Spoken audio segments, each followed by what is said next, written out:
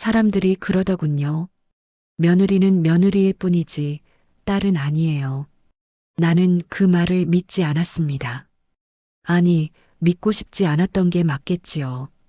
내 나이 72. 남편은 10년 전에 먼저 갔고 아들은 도시 외곽에서 작은 회사를 다니며 살고 있었습니다.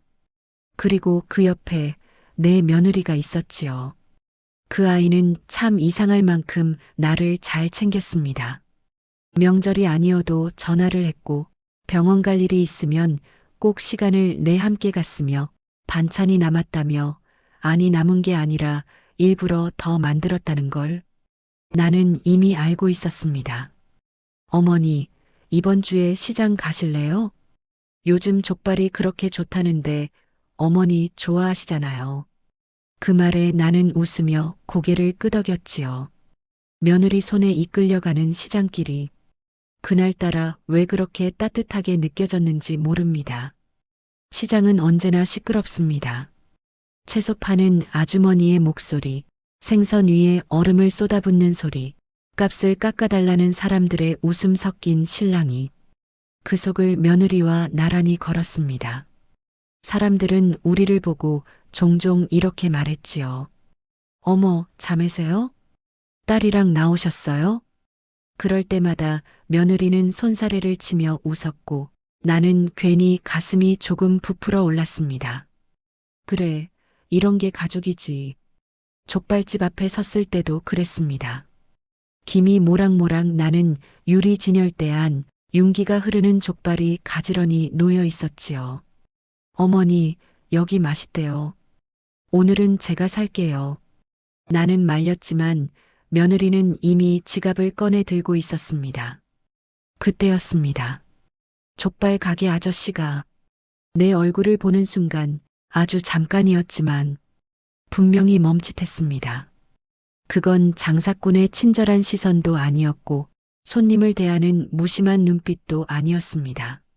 마치 어디선가 나를 본 적이 있는 사람처럼 아저씨는 말없이 족발을 썰다가 종이 한 장을 접어 계산대 아래로 밀어 넣었습니다. 그리고 며느리에게 봉투를 건네며 말했지요. 아주머니, 이거랑 같이 드세요. 그 순간 그 종이가 내 쪽으로 살짝 밀려왔습니다. 나는 무심코 그 종이를 집었습니다.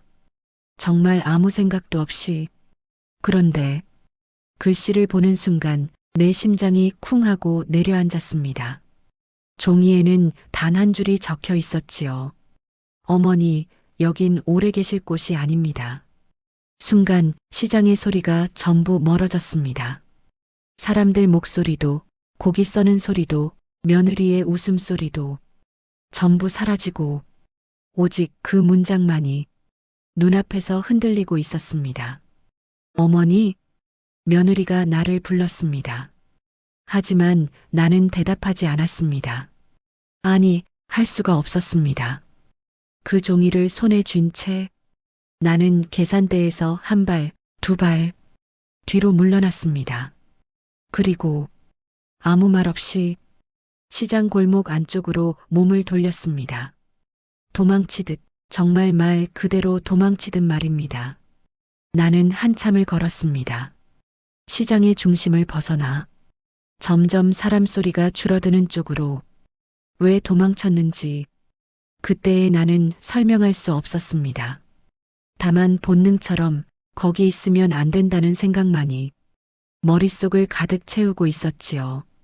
골목 끝 작은 분식집 앞에서야 나는 겨우 발걸음을 멈췄습니다.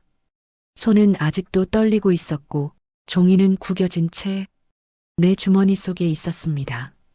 어머니, 뒤에서 들려온 목소리, 며느리였습니다. 며느리는 숨이 차 보였습니다. 시장통을 뛰어온 흔적이 그대로 얼굴에 남아 있었지요. 갑자기 왜 그러셨어요? 어디 편찮으세요? 그 눈빛에는 걱정보다 먼저 두려움이 담겨 있었습니다. 나는 고개를 저었습니다. 아무 말도 하지 못한 채 그 아이는 잠시 나를 바라보다가 조심스럽게 물었습니다. 혹시 족발집에서 무슨 일 있었어요? 그 순간 나는 그 아이를 똑바로 볼 수가 없었습니다. 아무 일 아니야. 그냥 갑자기 숨이 막혀서 나는 그렇게 말했습니다. 거짓말이었지만 완전한 거짓은 아니었지요. 숨이 막혔습니다. 그 문장 하나 때문에 여긴 오래 계실 곳이 아닙니다. 누가 이런 말을 왜 하필 지금 하필 나에게 며느리는 더 묻지 않았습니다. 그 아이는 늘 그랬습니다. 억지로 캐묻지 않고 내가 말할 때까지 기다리는 아이였지요. 그래서 더 마음이 아팠습니다. 집에 돌아와도 시장의 냄새가 코 속에서 떠나지 않았습니다. 족발 봉투는 식탁 위에 그대로 놓인 채였고 나는 그걸 열어볼 생각조차 들지 않았습니다. 며느리는 부엌에서 아무 일 없다는 듯 국을 데웠습니다. 어머니, 조금만 드세요. 나는 고개를 끄덕였지만 숟가락이 손에 잡히지 않았습니다. 그날 밤 잠자리에 누워서도 나는 계속 그 종이를 떠올렸습니다. 새벽이었습니다. 집안이 완전히 잠든 시간. 나는 조용히 일어나 주머니에서 그 종이를 꺼냈습니다. 불을 켜지 않고 스탠드만 켜 조심스럽게 펼쳤습니다. 그런데 분명 시장에서는 한 줄뿐이었던 글이 집에서 다시 보니 아래에 아주 작은 글씨가 더 있었습니다. 시장 족발집 2003년 11월 2003년 그 숫자를 보는 순간 내 기억 속 어딘가에서 문이 하나 열리는 소리가 났습니다. 2003년 나는 그 애를 이미 오래전에 정리했다고 생각했습니다. 그해 나는 시장에서 장사를 했습니다. 작은 반찬 가게였지요. 그리고 그 시장에서 한 아이가 사라졌습니다. 아니, 사라진 게 아니었습니다. 그 아이는 그날 이후 다시는 시장에 나오지 않았지요. 그 아이의 어머니가 울면서 시장을 뒤집었고 사람들은 수군거렸습니다. 저 집에서 뭐가 있었대. 노인이랑 말다툼을 했대. 그 노인이 바로 나였습니다. 그날 나는 억울했습니다. 정말로. 하지만 아무도 내 말을 들으려 하지 않았습니다. 아이와 다퉜던 건 사실이었고 소리를 높인 것도 사실이었고 그날 이후 아이는 시장에서 사라졌으니까요. 경찰은 증거가 없다라며 돌아갔지만 사람들의 눈빛은 이미 나를 범인으로 만들어 두었습니다. 그래서 나는 시장을 떠났습니다. 그렇게 2003년은 내 인생에서 없는 해가 되었습니다. 나는 떨리는 손으로 종이를 접었습니다. 그 족발 가게 아저씨, 그는 그때의 아이였을까요? 아니면 그 아이를 알고 있던 누군가였을까요? 그런데 한 가지가 이상했습니다. 만약 그가 나를 원망했다면 왜 공개적으로 말하지 않았을까요? 왜 며느리 몰래 종이를 건넸을까요? 아침이 밝아올 무렵 나는 또 하나의 사실을 떠올렸습니다. 며느리는 처음부터 너무 나를 잘 알고 있었습니다. 내가 좋아하는 음식, 싫어하는 병원, 불편해하는 질문들까지 사랑이 많아서겠지 라고 생각했지만 혹시 그 아이는 처음부터 나를 보러 온 건 아니었을까요? 나는 족발 가게에서 도망친 게 아니었습니다.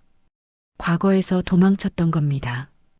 그리고 그 과거가 이제 와서 며느리라는 얼굴로 내 옆에 앉아 있다는 생각이 들자 나는 숨이 막혀 그 자리에 있을 수가 없었던 겁니다. 아침이 되자 며느리는 아무 일 없다는 듯 밥상을 차렸습니다. 김이 오르는 미역국, 어제 사온 족발을 잘게 썰어 놓은 접시, 그리고 내가 좋아하던 아주 약한 커피 한 잔. 너무 평범해서 오히려 더 불안했습니다. 그때 며느리의 휴대전화가 울렸습니다. 네, 알겠습니다. 지금은 아니고요. 조금 있다가요. 짧은 통화였지만 그 아이의 목소리는 눈에 띄게 낮아져 있었습니다. 전화를 끊고 나서 며느리는 잠시 내 얼굴을 바라봤습니다. 어머니, 혹시 2003년 이야기를 하신 적 있으세요? 그 질문은 조심스러웠지만 이미 답을 알고 있는 사람의 목소리였습니다. 나는 젓가락을 내려놓았습니다. 손이 떨려 더는 잡고 있을 수가 없었지요.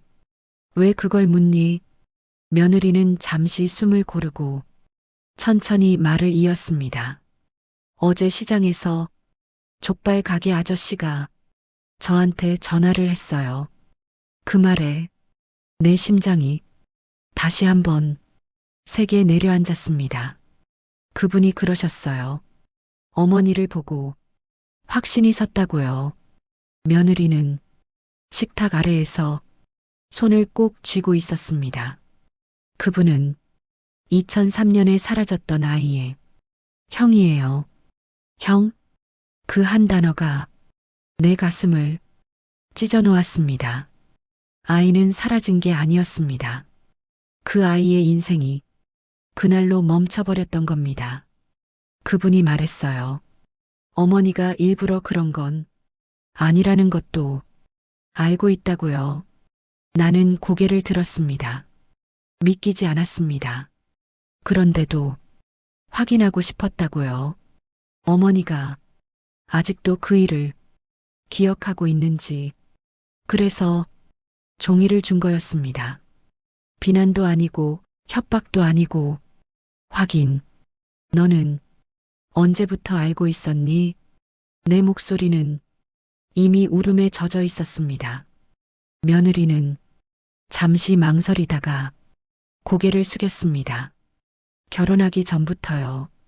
그 말에 집안의 공기가 완전히 굳어버렸습니다. 저는 그 아이의 동생이에요. 며느리는 천천히 말했습니다. 그날 이후 우리 집은 무너졌어요. 형은 말을 잃었고 어머니는 시장을 떠났고 아버지는 병을 얻었습니다. 저는 누가 잘못했는지보다 왜 아무도 끝까지 책임지지 않았는지가 알고 싶었어요. 그래서 나에게 다가온 것이었습니다. 처음엔 원망했어요. 며느리는 눈물을 참으며 말했습니다. 그런데 어머니를 가까이서 보니까 도망친 사람은 어머니가 아니라 진실이더라고요.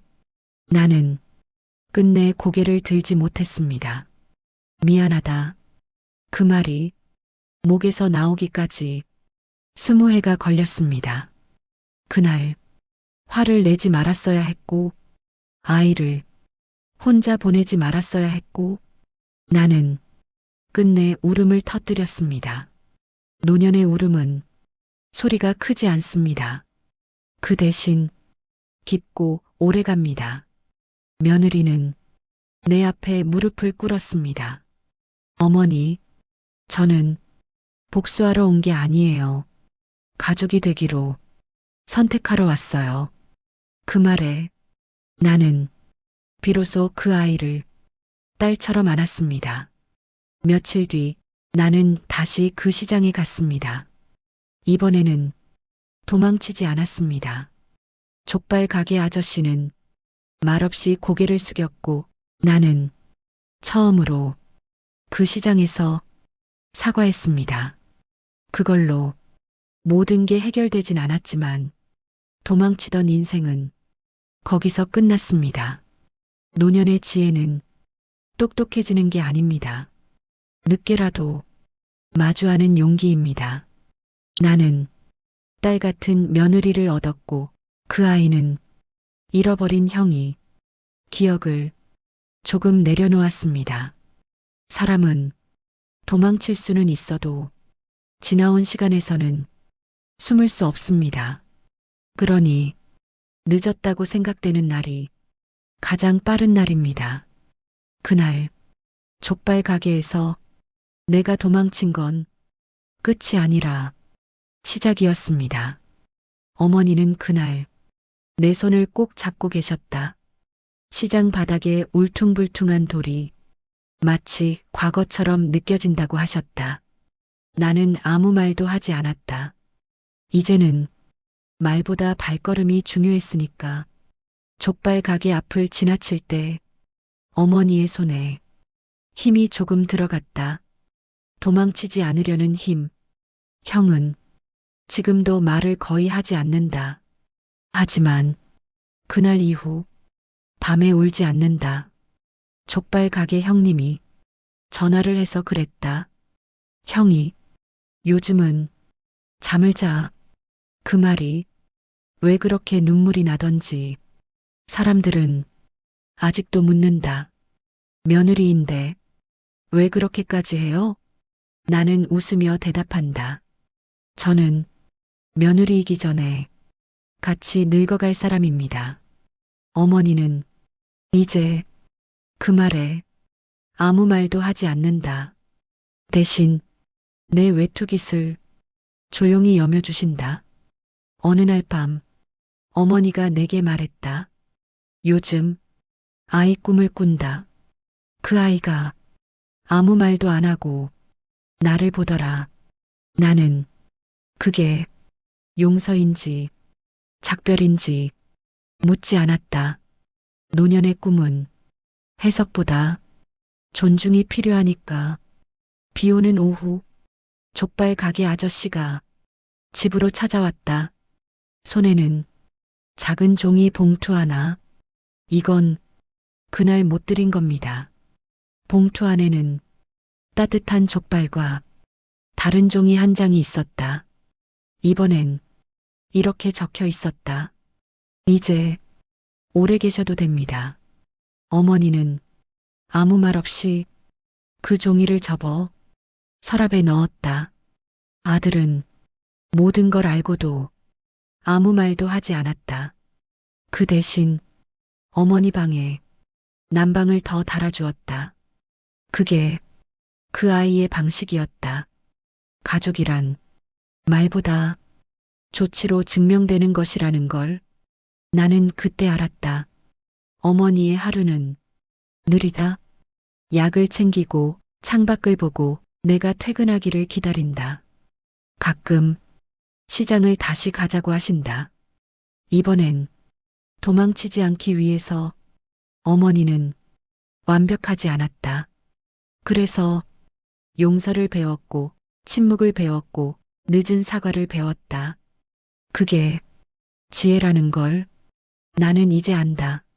어머니의 서랍에는 두 장의 종이가 있다. 하나는 여긴 오래 계실 곳이 아닙니다. 다른 하나는 이제 오래 계셔도 됩니다. 어머니는 가끔 그걸 꺼내본다. 그리고 이렇게 말한다. 사람 인생도 이거랑 비슷하더라. 나는 이제 도망치지 않는다. 시장에서, 기억에서, 사람에게서. 늦었지만 늦지 않았다. 딸 같은 며느리는 딸이 되었고 나는 할머니가 되었다. 그걸로 충분하다. 형은 아침마다 같은 자리에 앉는다. 창문 옆 햇빛이 가장 먼저 드는 자리. 말은 없지만 눈은 늘 바쁘다. 사람을 보고 시간을 보고 과거를 보는 눈이다. 어머니가 집에 오신 뒤 형은 그 자리를 조금 옮겼다. 창문에서 식탁 쪽으로. 그건 우리가 가족이라는 뜻이었다. 어머니는 형 앞에 앉아 한참을 말하지 않으셨다. 형도 고개를 들지 않았다. 나는 차를 올려두고 부엌으로 물러났다. 그날의 침묵은 대화였다. 누가 먼저랄 것도 없이 두 사람의 손이 식탁 위에서 조금 가까워졌다. 며칠 뒤 정말 아무 일 없는 오후였다. 국이 끓고 시계가 가고 나는 빨래를 개고 있었다. 그때 형의 입에서 낮고 거친 소리가 나왔다. 비 온다. 그게 전부였다. 하지만 어머니는 그 자리에 주저앉아 울었다. 그날은 비가 오지 않았다. 어머니는 형에게 사과하지 않았다. 대신 매일 같은 시간에 밥을 차렸다. 간이 새지 않게 뼈는 미리 발라서 형은 그걸 먹었다. 그게 사과를 받아들였다는 신호였다. 어머니는 어느 날 시장을 다시 가자고 하셨다. 이번엔 나도 형도 함께였다. 사람들은 어머니를 알아봤고 놀랐고 고개를 숙였다. 누군가는 아무 말도 하지 않았다. 그게 가장 좋은 반응이었다. 족발 가게 아저씨는 형을 보자 먼저 인사했다. 잘 지내냐? 형은 고개를 끄덕였다. 어머니는 가게 앞에서 잠시 서 계셨다. 그리고 말씀하셨다. 여기서 내 인생이 멈췄었지.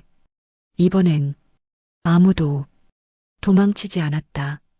집으로 돌아오는 길에 어머니가 말했다. 종이는 찢어지는데 사람은 안 찢어지더라. 나는 그 말이 노년의 지혜라는 걸 그날 알았다. 아들이 아이를 데리고 왔다. 어머니는 아이에게 시장을 보여주었다. 여긴 사람 냄새 나는 곳이야. 아이는 그 말을 이해하지 못했지만 손은 꼭 잡았다. 그걸로 충분했다. 어머니는 늙는 게 두렵지 않다고 하셨다.